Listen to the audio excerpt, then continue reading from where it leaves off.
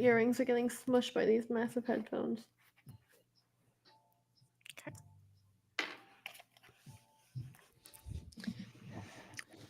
All right. Okay, we're streaming on here.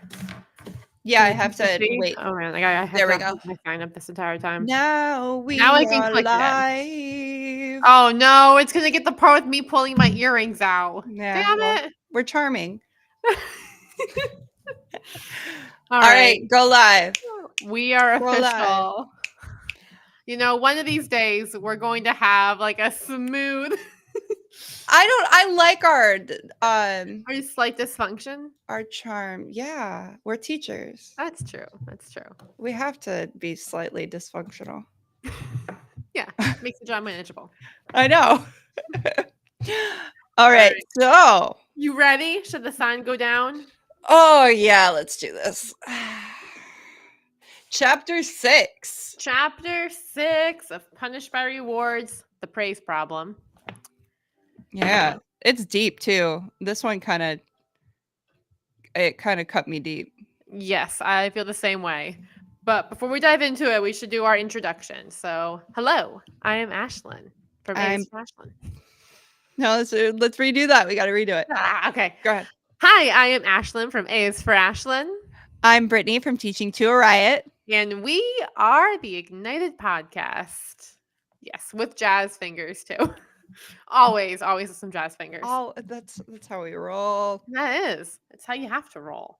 So, for this episode, we are unpacking Chapter 6 in Punished by Rewards by Alfie Kohn called The Praise Problem. And as Brittany alluded to before, this one gets a bit deeper. This one strikes a chord. So let's dive in. And per tradition, we have to start with our 2-minute summary. Yeah. Do I start this time? I feel like it's your turn to start. Yeah, I think so. Okay. So let me get my timer ready. You ready? You got to stretch? Yeah. You know, I always have to stretch. It's like it's a mental workout. What's crazy is that I suggested this. That's what happens when you're impulsive and a really creative, because then you're like, oh, this is a great idea. No, I love it. I love it. Yes. I know. It's fun. All right. I have my timer ready. So whenever you are ready, let me know. Yeah. Wait. Well, no, go ahead. All right. On your mark, get set, summary. Okay, so chapter 6, the problem with praise, is all about how praise is very similar to extrinsic rewards in the sense that it is often used to manipulate students. Alfie goes into a few examples. One specific example that really spoke to me was how we will praise a student publicly in order to make an example of them, to manipulate another student or the class into doing what we want. So, like, oh, Johnny, you're doing such a good job sitting quietly. And we don't really mean like what we're praising about. It's very generic, but we want the other kids to just sit down and be quiet. So he talks about the issues with praise when it comes to publicly praising, when things are generic, when the praise is generic, or when the praise is really obviously manipulative, and how that can be counterproductive to actually what we're trying to achieve, which is to get our students to have a love of learning, and be responsible citizens and caring individuals. The other point, some other great points that he talked about was how we can praise so that it doesn't negatively impact intrinsic motivation, and it still gives keeps a sense of control, the student feeling a sense of control over their life. And that's time. All right. Yeah. And you read that Oh, one a while ago, didn't you? oh, girl, no, I read that this afternoon. Oh, really? Yeah, that's I, why I was so good because I'm like, ooh, it's fresh in my memory, yeah, because I thought that fresh you were in my mind referencing. palace. I thought you were referencing this stuff in our last episode, and I was like, Brittany, you went ahead. No, that was the episode before. Oh, gotcha. Okay. And then yeah, and I read chapter 5 way before I was supposed to. Okay, so let me get my timer. All right, I'm ready. Let me put on 2 minutes. Okay, stopwatch. So do. Oh, it wants to cancel. There we go. Okay.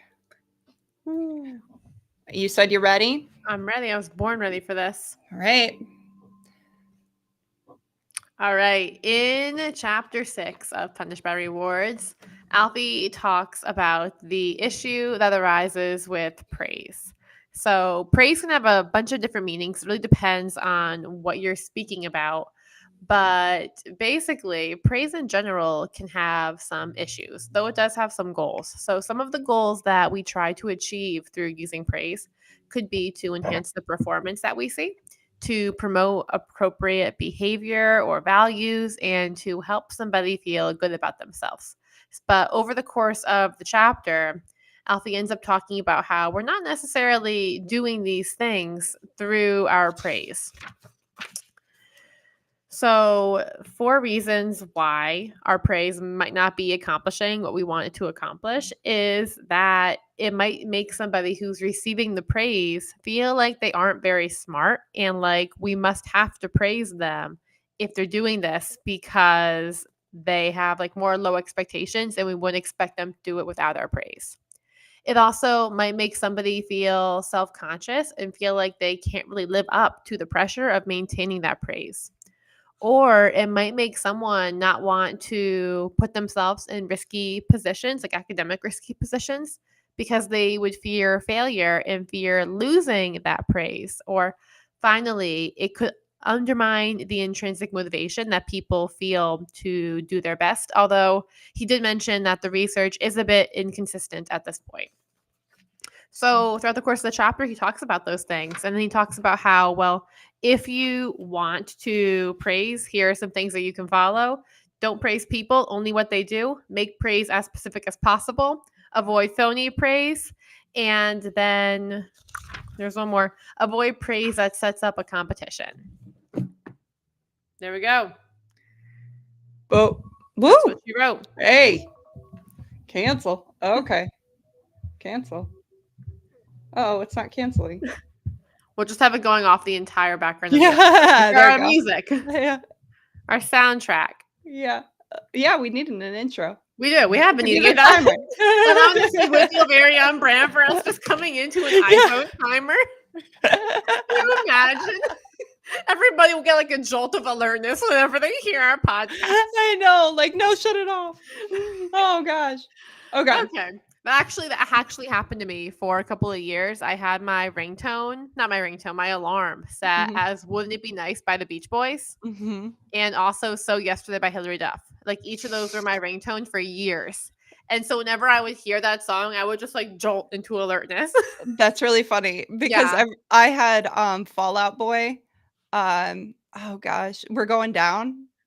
And now every time I hear that song, I'm like, "Aw," it reminds me of the early 2000s. Oh, Like, nostalgia. I know. Remember when we had ringtone or songs as ringtones? Can we Yep. bring that back? Today, one of my students came to me and they were like, "Hey, is it true that back when you were young, you had to text with numbers?" 333. Yeah. I was like, "Girl, it is 7:45 in the morning right now. Can you give me like at least till 8 a.m.?" Yeah. Oh my gosh, before I have to date myself. Jesus. Yes, right? I don't think I'm that old, but whatever. Oh, oh my gosh. These kids think that I mean, well, I get different opinions. Like like I act too young or like I'm just this like dinosaur. Kids are weird. Yeah, there's no in between. Yeah. No, The there isn't. 30s just don't exist. Yeah. Yeah. Okay. So in this episode today, we're going to be talking all about praise, how we felt about praise before we read this chapter and how we feel about it now, and then talk about what praise sets out to do and then what it actually does. Talk about if we or why we think we have such a praise heavy society and then what we do about it. And as always, we're going to end with our action tips for you guys to bring into the next week. So, without further ado, Britt, let's dive into it. And I'm curious to hear, what was your relationship with praise before you even read this chapter? Oh, okay. So, I was always really praise heavy because it was like, I mean, it was, um, so, I don't know, talked about in teacher training, that if you want to get your students, listening and engaged, then you need to be giving them more praise than you're giving them, like criticism. So you know how they say that you need to sandwich, Yep. like, yep, one positive or two positives to one negative and then like two more positives or something. Like that was the big theory. And I think it still is. I think that I definitely see teachers still doing that. So um it was like I operated under the mindset that students, of course, they want to hear, you know, good they want to hear compliments. Yeah. And I never really considered if the compliments were controlling or who I was making the situation about by complimenting, Mhm. because at certain points when I'd give a compliment, I was making the situation about me, like what I wanted, and what I needed. And I think like at the same time I'm very passionate, and I'm also impulsive.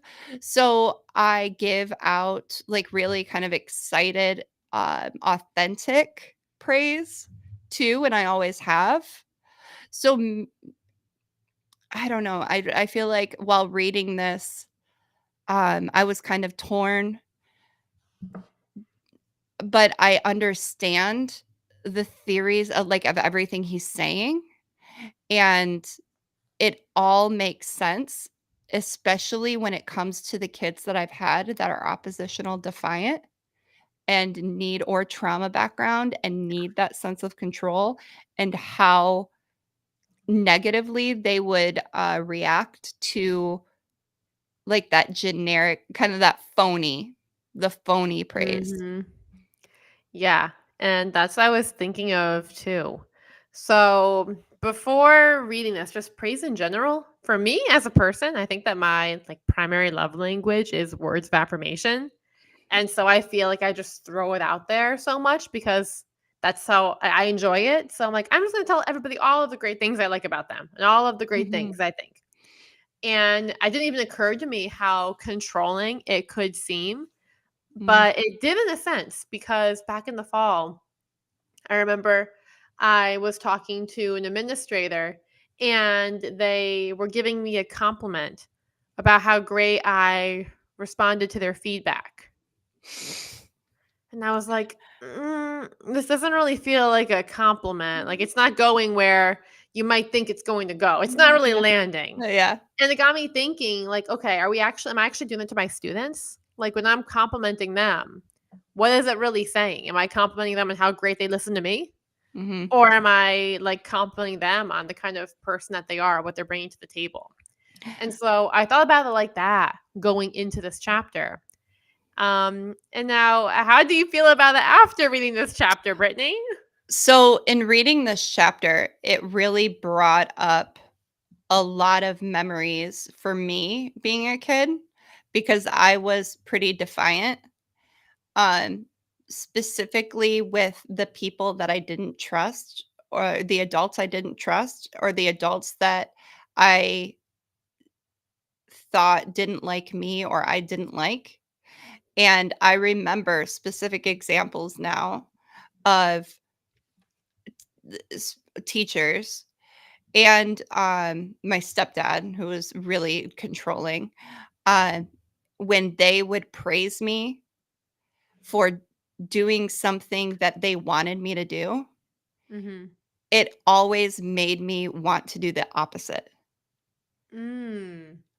Yeah, and which I guess that's kind of oppositional defiant.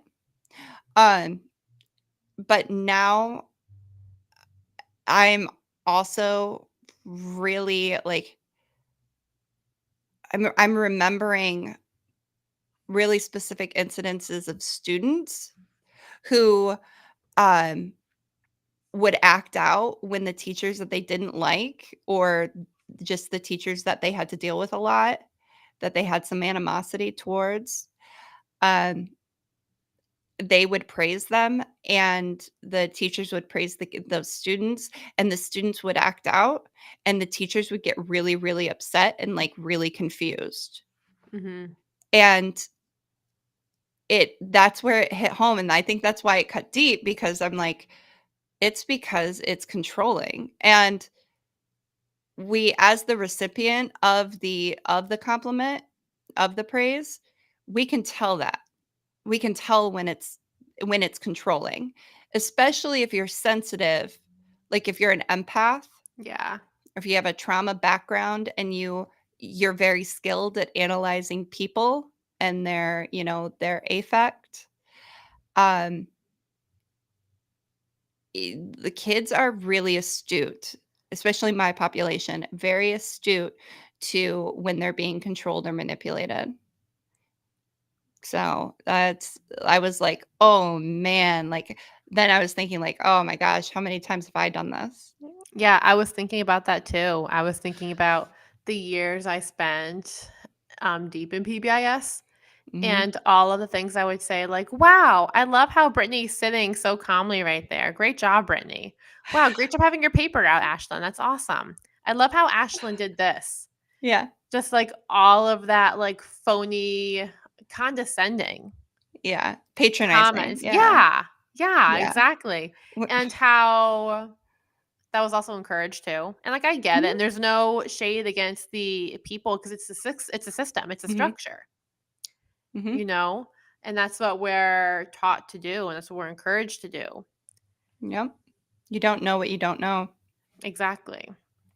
So when it comes to praise, Alfie Kohn mentioned how it sets out to do a few different things. So it tries to typically enhance performance, promote appropriate behavior, and then help the individual feel good about themselves.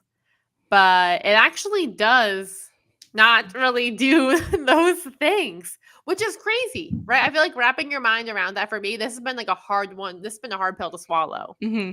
This one. Like you said, I understand the connection and why it's doing what it does, but it feels like you're trying to draw a circle when you're so used to drawing squares, Yeah, you yeah.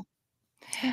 I mean, he does address that, where like you don't have to stop offering praise, especially if it's like in the moment, if it's authentic. Um, and I know that we're going to go into this, but Mhm. really trying to focus on, like the being specific and keeping that intrinsic motivation and that feeling of control, or giving that student like that sense of control over their life, Yeah. um, or what happens to them. And that's really what I feel like everything keeps boiling back down to. Mm-hmm. Kind of like putting yourself in the position of the student and thinking how you would feel if this was being done to you and if feels controlling or not. Which is so mind-blowing that it takes a book Yeah, to put us, like, in that mindset. that much. Yeah, right, like, because we really I don't know where the disconnect happens. Maybe it's cultural, or maybe it's just, like, the time we've spent, away from being a kid, and as an adult, we have a lot of control over our lives. So we've almost like disassociated with Mm, what that was like when we didn't. But that, I mean, just like the main idea, I feel like, of this book is to treat your students how you want to be treated. Like, Yes. and it's crazy because it's just such a simple, I feel like it's such a simple idea, but it's laid out so well here. Yeah. It really is. It does explain it very well. It does. No, I'm thinking like this whole thing is like the Sunday school lesson I used to have. Like, treat your neighbor the way you want to be treated. Right. Like, this is the entire months that we're doing for this. Um, but I think we should tell the audience about the research and like Mhm. why this actually shows that praise can be negative. Yes. So, in terms of reducing quality, that's one of the things that praise can do. So, it can reduce how well you do a task and like what you create. And I know we kind of talked about this the other day too, in terms of being creative, being an artist, being artistic, Mhm. and then receiving extrinsic gratification for it, Yeah. and how that can reduce your willingness. Right. And he speaks about that specifically.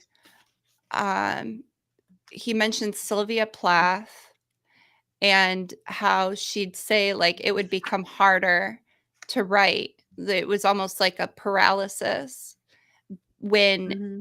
something of hers would be put up like on a pedestal. Yeah. And then I think there was a painter too that he quoted.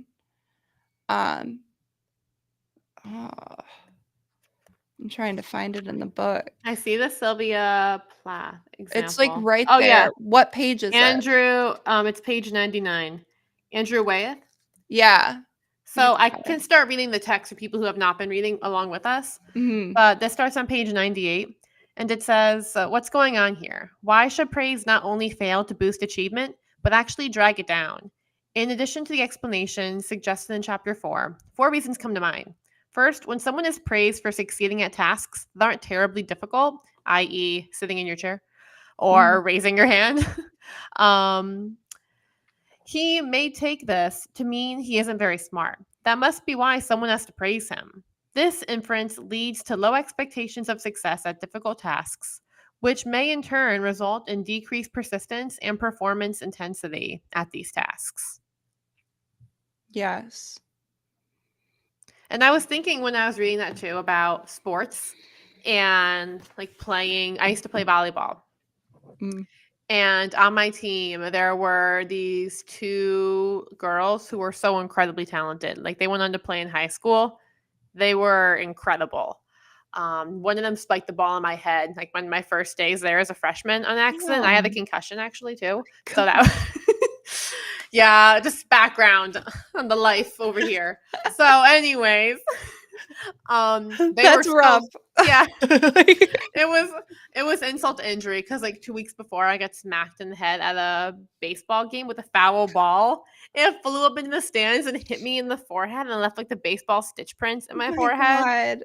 Yeah, That's like a cartoon. the life I lead. Like Anyways, all of those injuries aside, um, I remember like watching these girls just like slam the ball down, and the coach just being like, "Yep, looks good." And then if I like spiked it, and I was like, "Yeah, it's good," and then you're like, "That was a good hit," and I Mhm. was like, nobody else gets that. Like, they didn't get that, but Yeah. I did. Mine's not even as strong as theirs, you know. Yeah, and he mentions that, like, it's not cadence, but, like, how we emphasize Mm-hmm. and we use this specific voice that we don't use normally, and when we compliment or praise with this, like, fake high pitch, Mm-hmm. like, "Oh, that was so good." Like, people can read that as, Yeah. being phony, like, Mm-hmm. You can kind of tell. yeah. But I wanted to bring it back to I think it's Andrew Wyeth, Yeah. but um that he would become fearful that he's going to lose the admiration and Mm-hmm. that would make him freeze.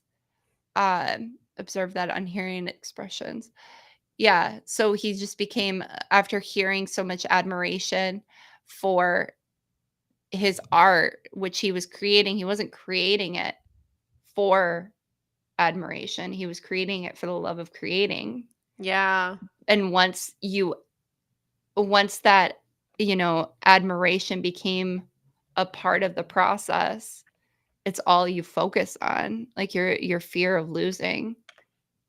It changes things, even in Mhm. terms of like making content Mhm. or making something or like selling Making money. Mhm. yeah, like selling my resources. If I make something, like I have my curriculum I'm building and I'm like, oh, this lesson's performing really well, but my new one's not performing as well. Mhm. It's like, oh my gosh, feels like such a big thing, even though it's really not. There's so many Mhm. factors that could be influencing that. But it does make you view things differently. And Yeah.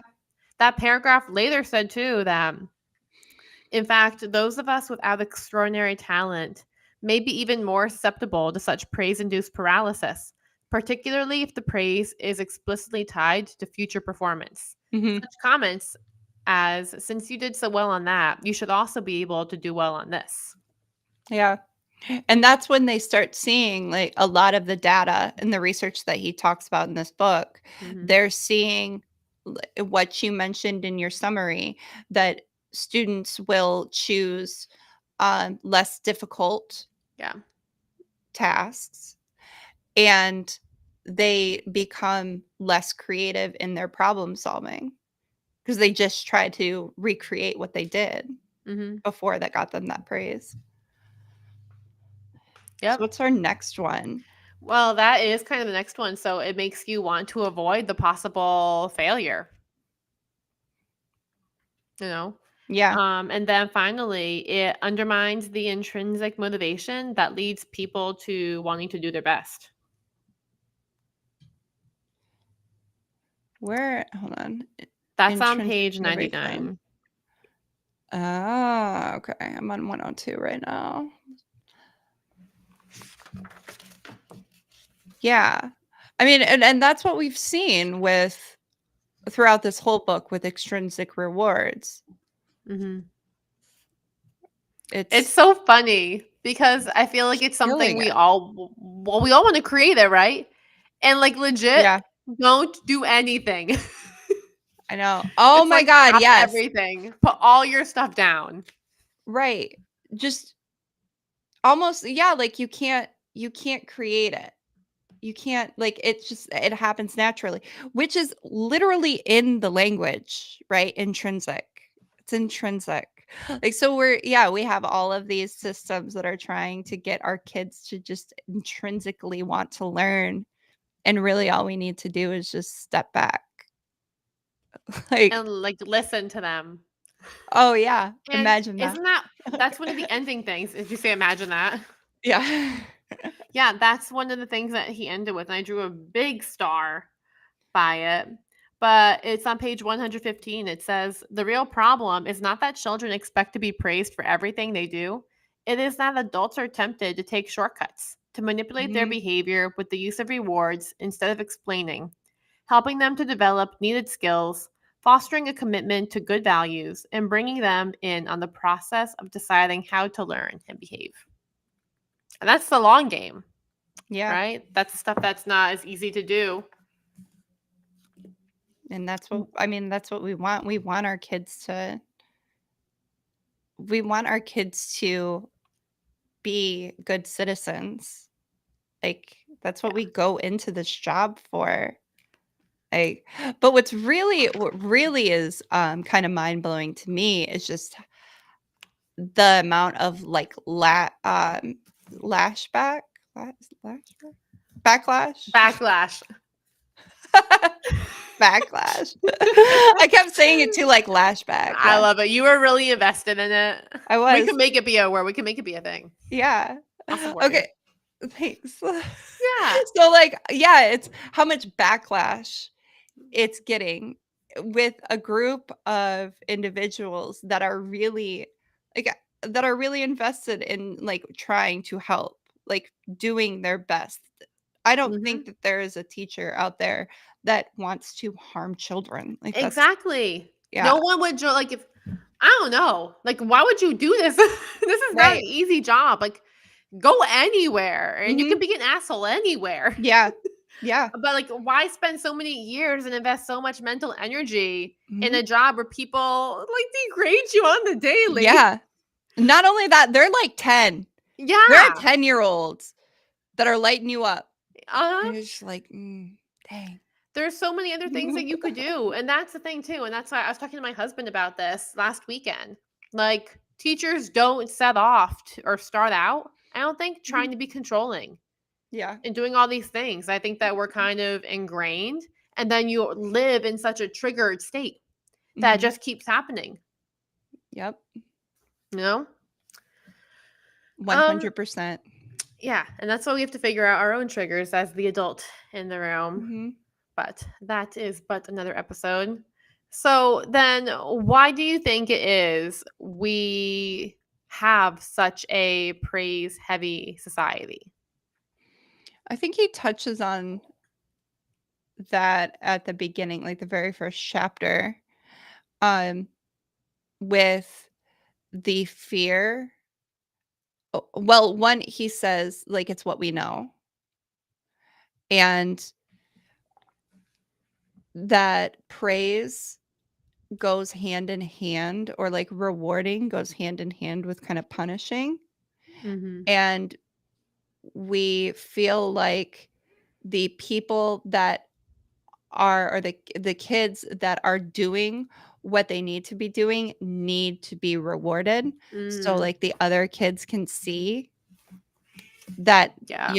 when you misbehave, you're going to miss out on all the things that Johnny got, because Johnny does such a good job at sitting and listening and not talking when I want him to be quiet, or writing down, copying from the board, just doing like these meaningless kind of tasks to them. I think it's all about control, and it's all about like people get what they deserve.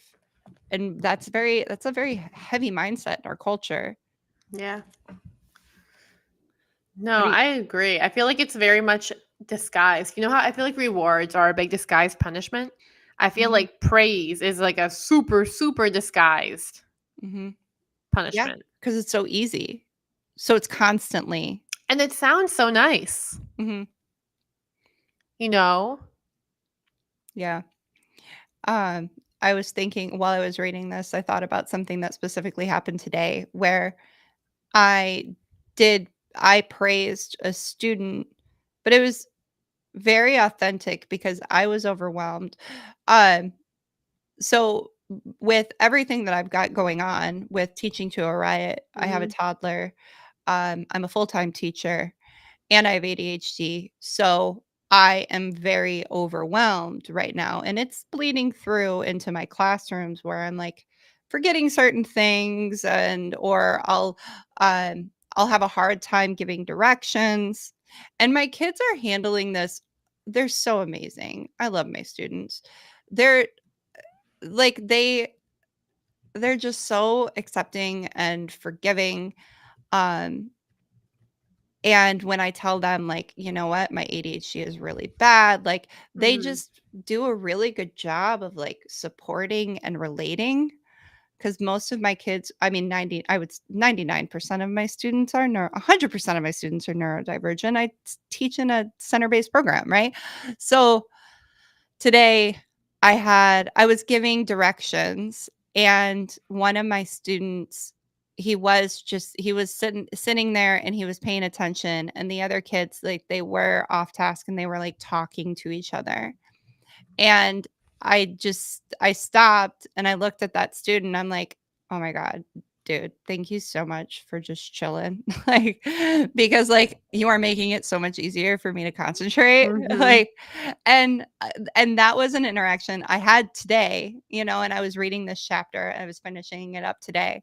And I was like, "Dang," like, that felt very authentic to me. And the Mhm. kid, like, yeah, he didn't like light up, like he didn't like, "Oh my gosh, thank you so much," but he was just like he nodded like he understood. And I wonder too if having that layer of like, thanks for chilling. You made my life significantly easier by Mhm. doing that right now. I really appreciate that. I Yeah. wonder if that like added bit of humanity Yes, instead of just saying yes. like, thanks for sitting quietly, being like, Right. thank you. I am flustered. I really appreciate that. Yeah. And that's, like, the humanity piece. Mhm. That's a really good way to put it. Mhm. Like, let all of our praise sit in humanity, like, in a human Yeah. connection. Mhm. Yeah. That's true. I was just thinking of something too when you were saying that. I don't know. I think it's gone now.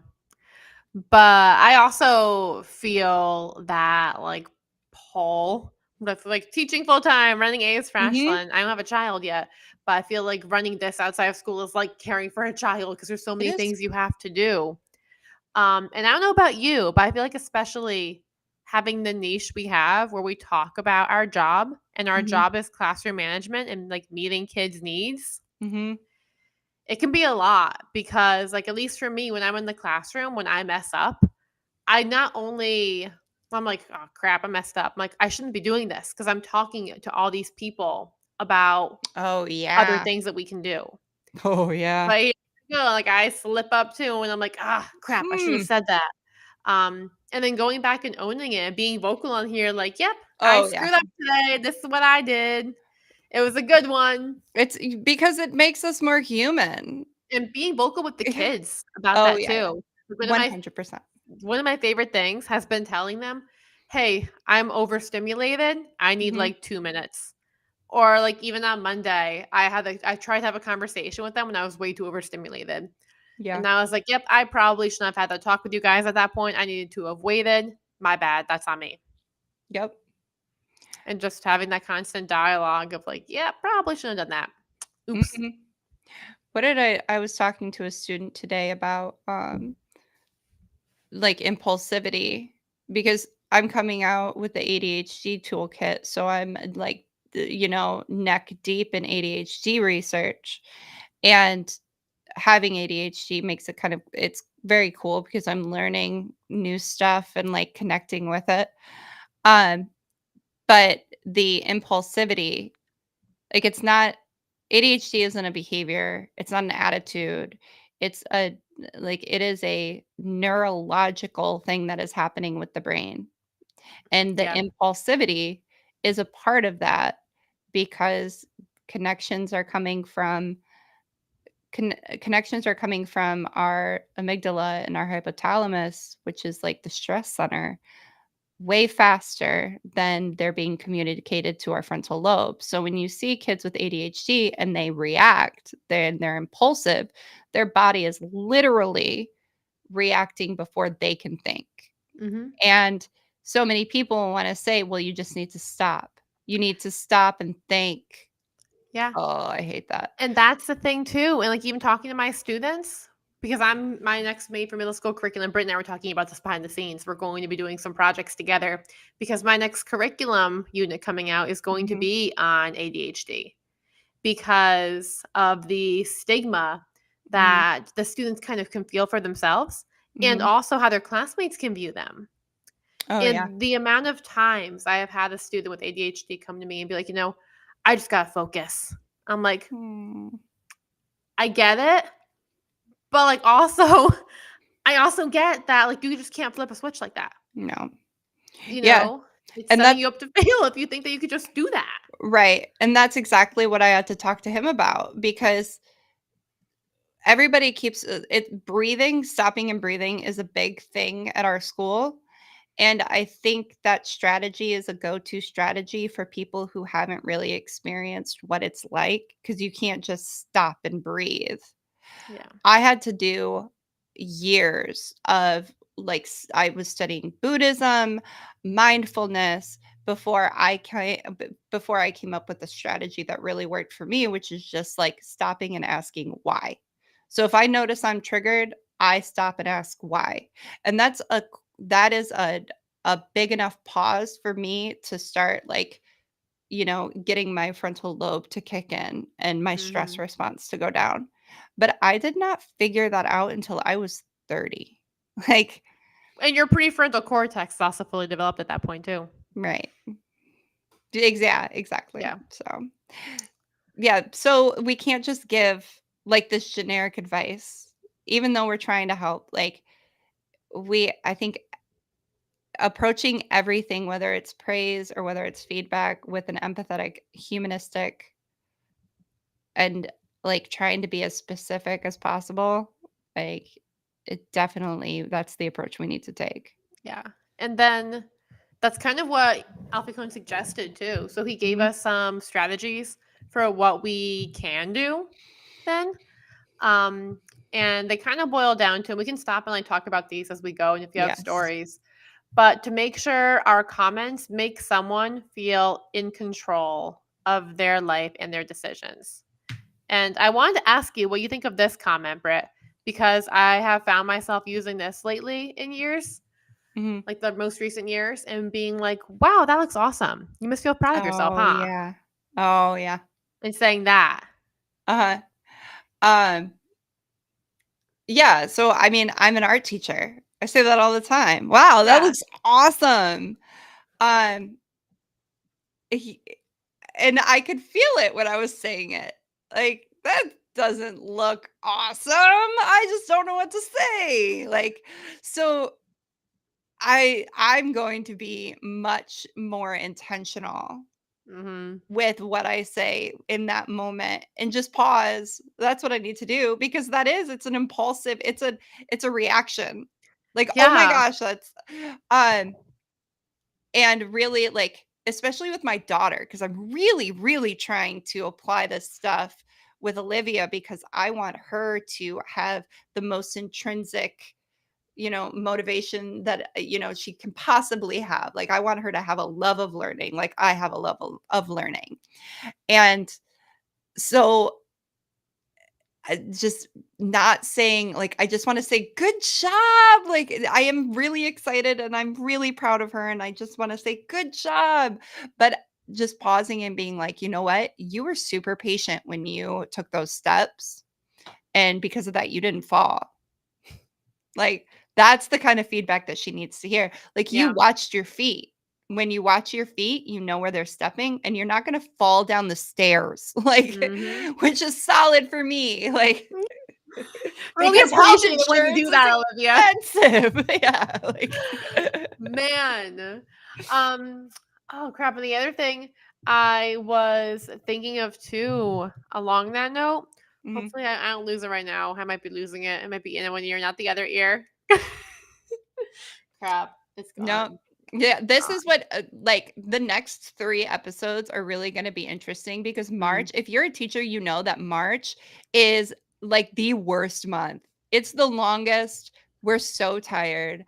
Everybody's kinda sick of each other, like, so, it'll be entertaining, just because we'll be like, "Wait, oh, nope, it's gone." Yeah, brain fry. Like today, Brittany sent a voice memo to me Yeah, I at like 7 o'clock in the morning. know. It was 4 seconds. I was like, I feel like this is not meant for me. And she's like, no, it was. And I was like, oh, what was it Remember? about? She was like, it was about this. And I was like, Virtual assistants. I need more context than that. And it was like 4 seconds Girl, long. I was like, "Listen, you know what? We need to get some virtual assistants, because I'm drowning over here." That's what it was all about. Just get virtual assistants. The Yeah, it was irony in a that. virtual we need a virtual assistant. Oh, I can see the irony there. We should I hire know. one together. That Hey, is if you so want to funny. be, okay, Here open we go. market. If you Yep. want to be a virtual assistant for us, Yeah. hit us up. Yep. Yep. Okay. But please be good. Yes, please. Like, We because really appreciate that. clearly, like, okay, let's get back to the book. Back to the scheduled programming. Yeah. No, we were just talking about how making sure our comments and praise can make somebody feel in control of their life and decisions. And then the second thing is to make sure our comments leave them wanting to learn more.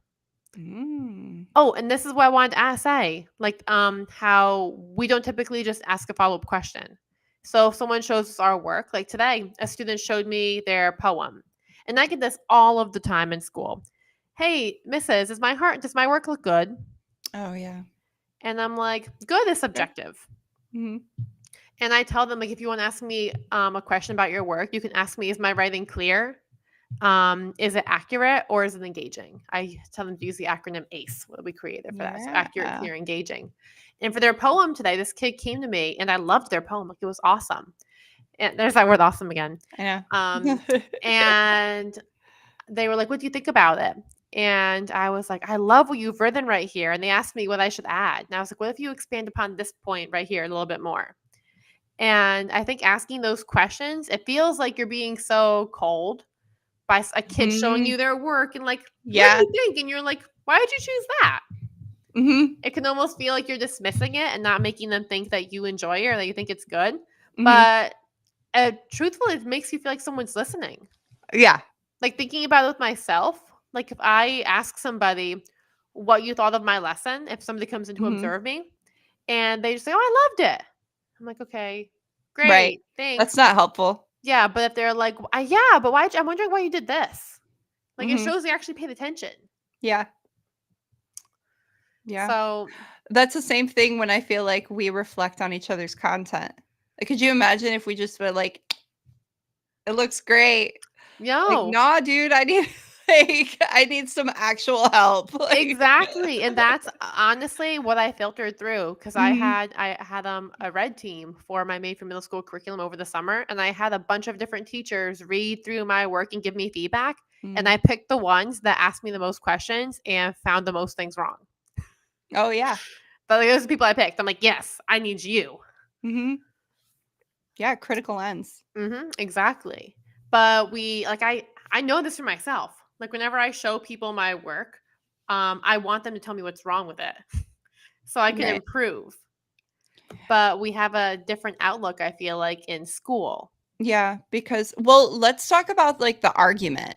Hmm. Like, the one teacher that said that her students are, like, so they come from, like, such poor backgrounds. Yeah, I had that page there. I drew a big star by it. Yeah, what page is A that? I just teacher, have this is on everything page highlighted. 113. So it says, a teacher in Missouri, I'm going to read the whole paragraph. A teacher in Missouri wondered aloud not long ago about how she could bring herself to stop praising her students, since many of them came from desperate circumstances. Some loveless, brutal homes. They need my support and approval, she exclaimed, and so they do. But they need it without strings attached. They require unconditional love. By contrast, praise, like all rewards, is conditional in parentheses, only if you do this will you get that. That referring here to expressions of delight and support, close parentheses.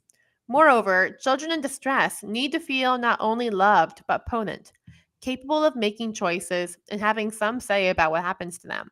What they do not need is to be controlled, even by honeyed phrases. Yes. And that I think is huge because all of it masks actually supporting kids. Mhm. Yeah, 100%. It's so easy. It's so easy to see Mhm. somebody's work and be like, yeah, looks great. Yep. But it's not supporting their growth. No, and I think he mentions that, like, that's what that population needs. Like, Yeah. that's what's putting them back. Or Mhm. not that's what's putting them back. There's hundreds of Yeah. things, It systemic says things that yeah. like Yes. but It's a it's much just bigger one thing than thing. that. Those honey phrases. Yeah, and it says that in the paragraph above. It says, "Let us keep in mind that the problem in such households is not too little praise. It is too little, oh man, I just lost the page. It is too little encouragement and support." Mhm. And I honestly think the Yes. encouragement too comes from hope Mhm. as well, like getting stuck in like this spiral of things can't get better. Right. Um, okay, so there is a connection I'm making. Mhm.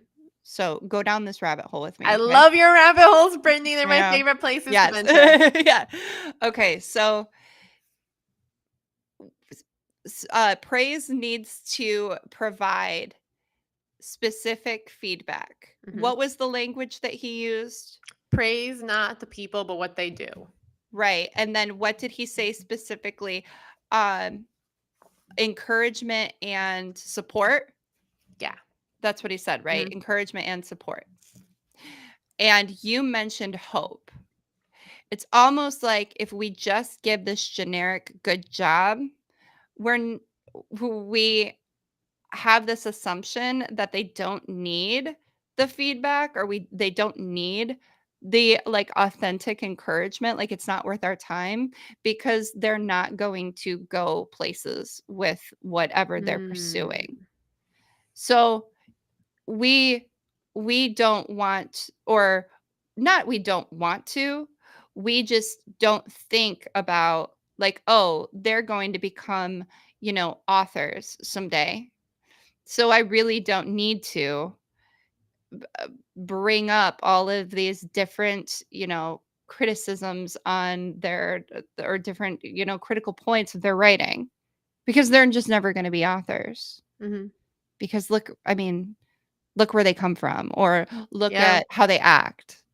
And there is, oh my gosh, I'm going to forget her name, but it doesn't matter. There is a educational theorist, and she talks a lot about not critical race theory, but it is like racial equity in schools. And one day, or no, not one day, she was doing elementary tours Mhm. in various inner city schools that are primarily serving Black kids, and she kept seeing the dinosaur bulletin board. But the dinosaur bulletin board is appropriate for a kindergarten classroom. She was seeing them. She was seeing it in fourth grade, and fifth grade, and sixth grade. So her argument was like, yes, we can, you can have this sense of empathy, but at the same time, you need to have high expectations, because if Yeah. you don't have high expectations of the students, they're not going to have high expectations of themselves. Mhm. You're communicating like, what does their future look like? So if all you feel like they need to hear is, wow, good job, or that's like all the effort that you Yeah. like are triggered to give, what are you saying to that student? Exactly. Was that a good No, rabbit hole? I feel like that was a good this rabbit is hole. a freaking good rabbit hole. 'Cause Yes. this is I feel this so much. And I have a very, like, vivid conversation I remember that I had with a coworker at one point in my career who told me, because I was just, like, stressed out thinking about the stuff I wanted to teach and do, and they were, "You come to a point, Ashlyn, where you realize, like, some of these kids just aren't gonna make it places, Mm, and then you don't have to try as hard. Like, you can just sit back and relax. They're gonna do what they do. Some of them, like, I aren't mean, going to, like, leave this town. They're not gonna do this, mhm, not gonna do that." And it made me really angry, mhm, and I remember feeling that anger, like, I still feel that anger. Um, and so I actually talked to my students about this. I'm like, never let somebody dismiss you or let you just get like a blanket statement. And it's hard now too, thinking like good job is a blanket statement, awesome is a blanket statement. And we use those things, like I use those things all the time. So I have to like yep, watch myself and me filter too. myself. Mhm. Um, but don't let somebody dismiss you. Hmm, Even like for me, writing. So I do A is for Ashlyn on my phone, right? Like in the past week, it's been actually pretty wild. I've had 3 videos hit into the millions, and through writing. mhm, Okay. yeah, I was an English major in college. Before then, in high school, I was not a very good writer. I did not understand grammar. And I remember being in 8th grade begging my English teacher to like put me in the honors English class in high school and recommend me for it. And she was like, I don't know if you can handle it though, Ashlyn. And I was hmm, like, I can handle it. I want to try it. And like even in high school, feeling I had to prove myself to my family to have good writing. Because I remember my dad reading a paper of mine one time and telling me, this is not good. And being like, well, if I ever want to be like a teacher, be a writer, I have to do really well. And so junior year of high school, I decided that I was going to win the award for having the highest grade in writing in English in the school. I decided to go for that and I got it. dope. And I think the thing for me, well, this might also just be a me thing, is if someone tells me I can't do something, I'm going to do it. I'm going to learn to spite them. That's why I can Mhm. sing the alphabet backwards. That's why I can write with my left hand. All of these things were done solely to spite somebody who told me Yeah, that. I wouldn't be able yeah, to do it. mhm, Um, So that was my rabbit hole. But yeah, I Yeah, get what you're saying. All this is so right. much deeper than just good job. Yeah, like, and we as teachers, we have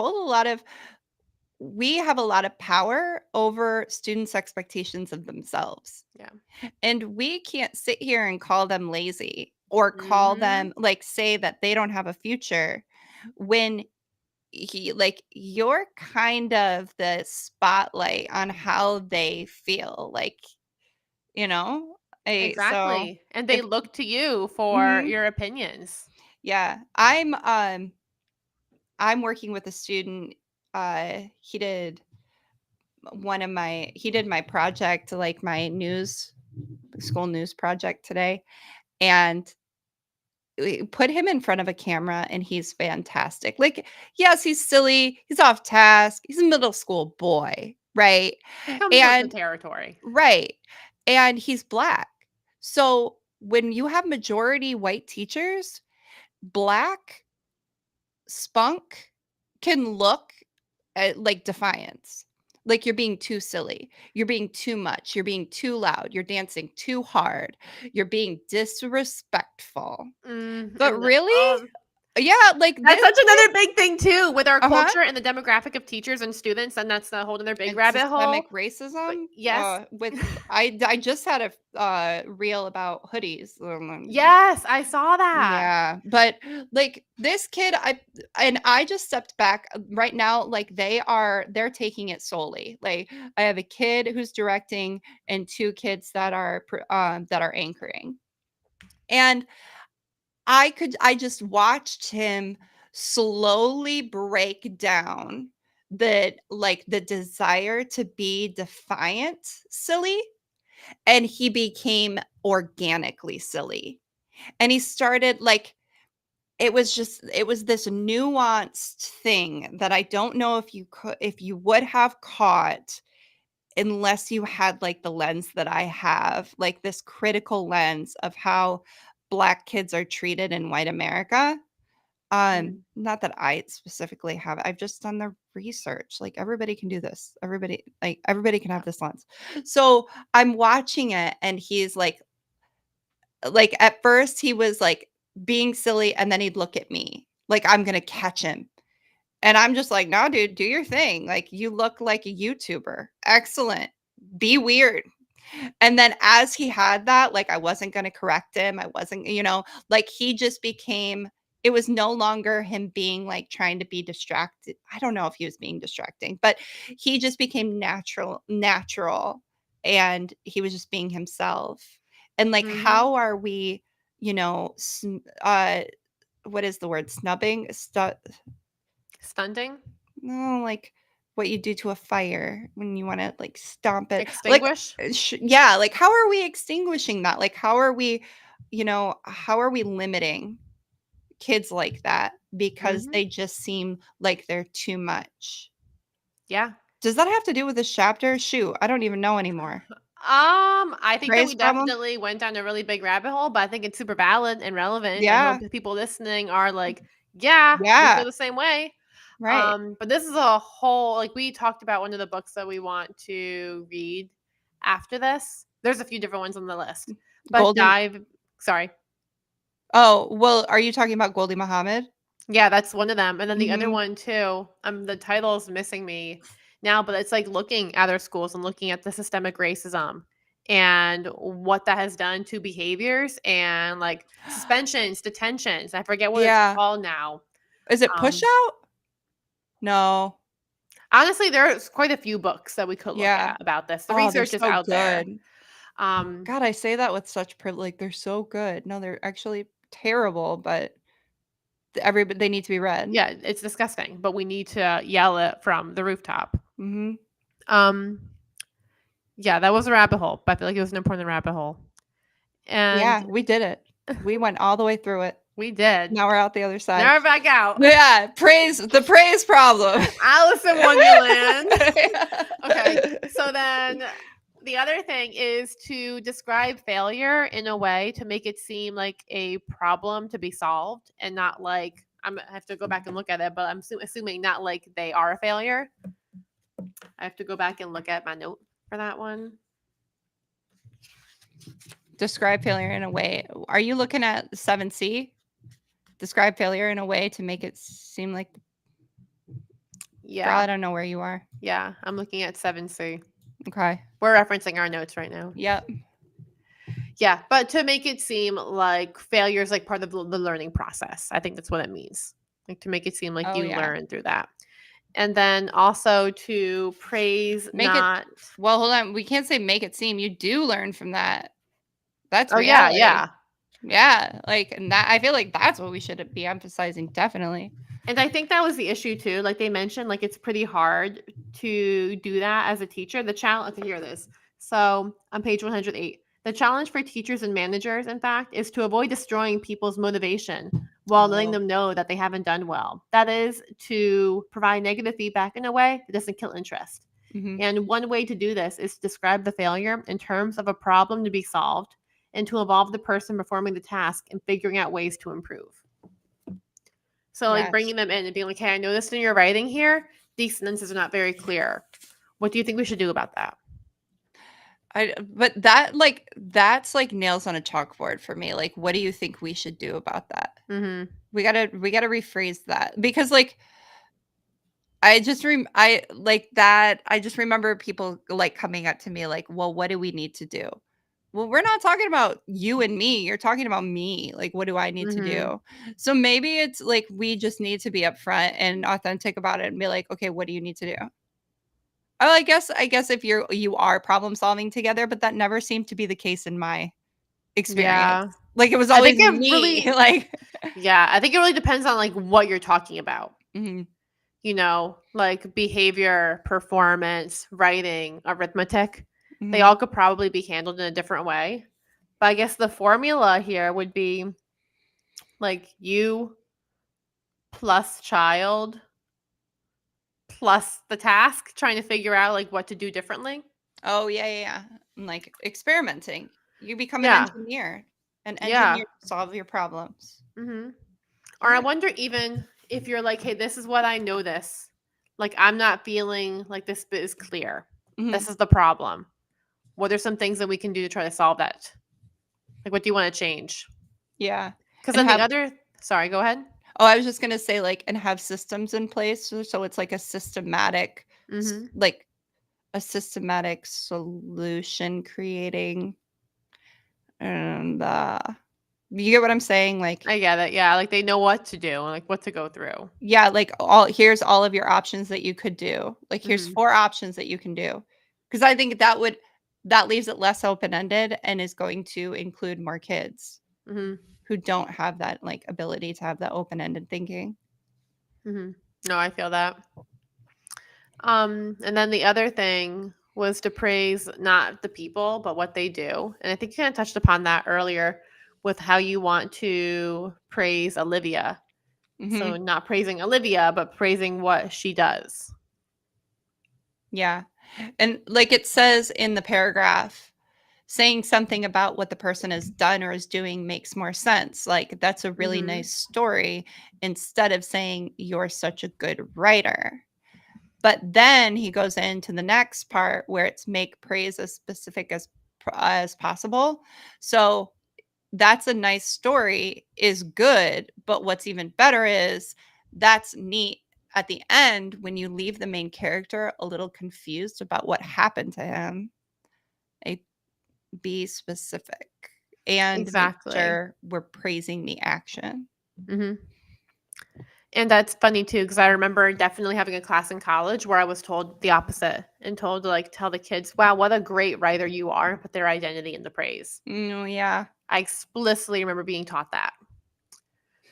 Then the other kind of thing to do is to avoid phony phrases in praise. We talked a lot about that. Mm-hmm. Just being authentic. And if it's you don't have something authentic to say, just don't say anything at all. Yeah. Remember at the beginning when we were like hands off? Mm-hmm. Like And rewiring things too, because I found myself even today.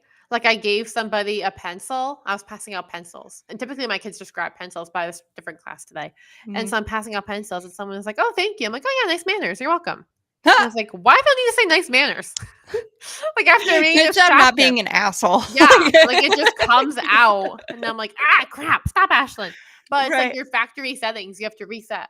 Yeah, which we should touch on that because that was like he says something really good, and of course I don't think I highlighted it. I just thought, wow, that's really good, and moved continue on. about your day. Yeah, like, and controlling it in the long run. So, how we can minimize, prefer to talk about responding to children in ways. Some of the suggestions, as well as the reasons for doing so, overlap with what happened.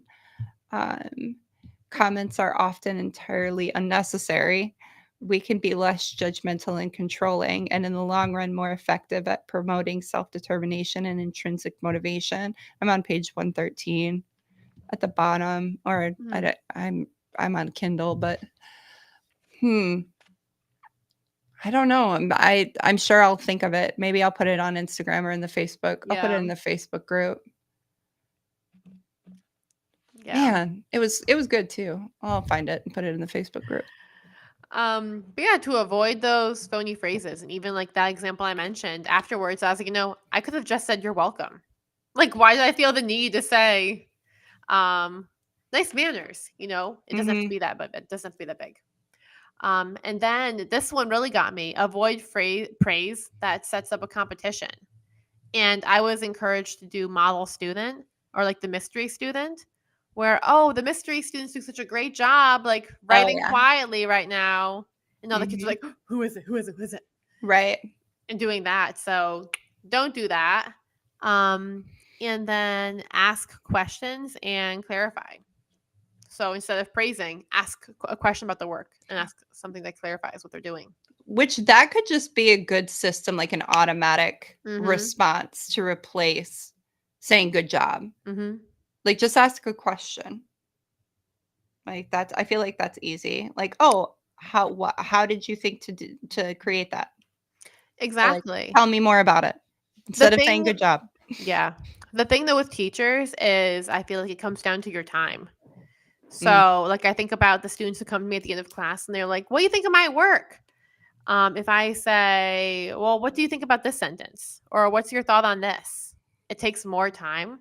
And so what I do sometimes and what I feel like I should do with their work now, instead of saying good job, is to say, I really want to hear this. I can't give you the respect you deserve right now because class is ending. Can you ask me tomorrow? Or can you email me? Or can you do this? Yeah. And having that instead, because I feel like that's probably better than just giving the canned good job. Yeah. Yeah. Well, I think if it's like if they're coming up for like a quick, like just a quick tip, like I feel like with that we can replace good job with like, what made you think to write this? And then they give me a sentence like I'll have to tell them like, hey, we got to cut this conversation short. Class is ending, right? Like, but if it's specific feedback that is really needs to be the nitty gritty, or like you're really analyzing for growth, like that's got to be like planned, like longer. Yeah. And that's just like the human world too. Like even people who like message us. It's one thing to answer like a quick question in the DM. It's another thing to like. I know. And we want to. We do, but we get I'll get like 5 or 6 on a low day. Like it's crazy. Like because people feel so stressed. And that's the issue too. Like there's so many things that we're also doing to ourselves. Yeah. That are making it so much harder. But no, the inbox issue is real. Like currently my many chat is at 100. Oh gosh. No. Yeah, it's intense. Like I love it, but at the same time it like gives me so much anxiety because like I want to answer everybody. Yeah, and now I feel the need to go in and like fact check the things many chat all the replies to. Oh yeah. I'm like the horror of awesome. Or you're like you. Right. Yeah, automations. If you get an automation from us but you originally like if you sent me a comment that said like I just had the worst day ever and you get a to like a high five and an awesome. That was an automation. I do not actually feel that way about your bad day. Yes. Like, Same and here. I will try my hardest to get back at you, to get back to you. Yeah. That is an automation. Same for I'm here. You sorry. know, if you're telling me Like, all about like your trials and struggles and I say, just send you the link, yeah. that would be my mini chat bot as well. Yes. Anyways, so to end, Britt, our last thing is the action tip for our caregivers and educators. So, what would your action tip be for them based on this chapter? So I love the idea of replacing good job with something that's just as easy to say. Mhm. And even if it does start with, like, even if it does cause you to have to tell the student, like, oh my gosh, I gotta, like, we can't really talk about this. Like, I do want to hear this, but maybe you can finish this later. Um, Finding something to say that can quick replace the good job. And I think for me, it's going to be like, oh, what made you think of that? And like they, short and sweet. To like make your phrase, right? Yeah. Yeah. To like, just to get me out of the habit of saying good Hmm. job. Like I'm going to replace it with a question. And as the more I do that, the more strategic I'll become about the questions I ask. And the better I'll get at like limiting the time that I have to spend on each one. But I think the most important thing is to end the good job, because I do see the reactions that happen with kids that are oppositional defiant, or just they need that control. Hmm. I like that a lot. And I was Mhm. going to have something similar, like instead of saying good job, to state something you notice. Oh yeah. Yeah. Yeah. Either or, absolutely. In fact, I might try Mhm. both. Yeah. But to create kind of like that default plan and begin that rewiring process. Mhm. Guess that's our message for today. Yeah. Well, awesome. Let's look at Instagram, see if we have any Oh, yeah. comments along there. Okay, hold on. I don't even know where my Safari is right now.